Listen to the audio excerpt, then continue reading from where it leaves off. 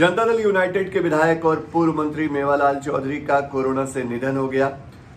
मेवालाल चौधरी के निधन के बाद मुख्यमंत्री नीतीश कुमार समेत उनके कैबिनेट के तमाम सहयोगियों, जेडीयू के नेताओं ने शोक श्रद्धांजलि अर्पित की है और नेता प्रतिपक्ष तेजस्वी यादव ने भी मेवालाल चौधरी को नमन करते हुए भावभीनी श्रद्धांजलि दी है। तेजस्वी यादव ने मेवालाल चौधरी के निधन के बाद बेहद भावुक अंदाज में जो ट्वीट किया है वो हम आपको दिखा रहे हैं। इस वक्त तेजस्वी यादव ने ट्वीट करते हुए लिखा है, बिहार के पूर्व मंत्री एवं तारापुर से जेडीयू विधायक मेवालाल चौधरी का कोरोना संक्रमण से हुए असामयिक निधन पर गहरी शोक संवेदना व्यक्त करता हूं। उन्हें भावभीनी श्रद्धांजलि अर्पित करता हूं।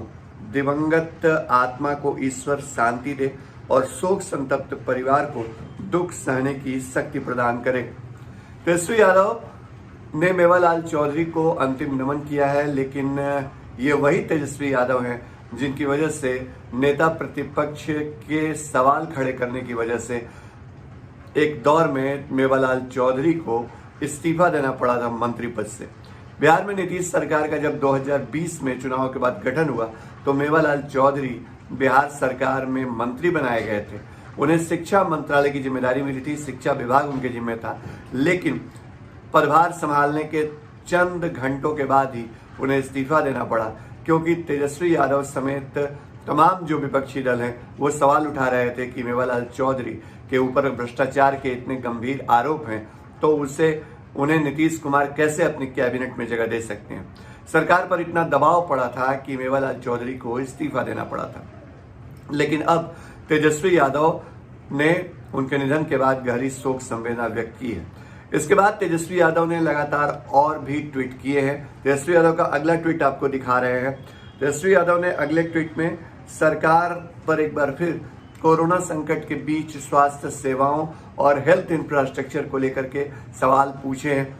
तेजस्वी यादव ने पूछा है कि हेल्थ इंफ्रास्ट्रक्चर को कितनी मजबूती दी, पीएम केयर्स फंड का कहां सदुपयोग हुआ, आरोग्य सेतु ऐप कितना कारगर हुआ, टीकाकरण की गति कछुआ चाल से क्यों चल रही है, और साथ ही साथ वेंटिलेटर, ऑक्सीजन और जरूरी दवाओं और बेड के ऊपर संजीदगी से कमी क्यों है।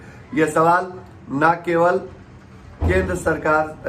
बिहार सरकार बल्कि केंद्र सरकार से भी किया गया है।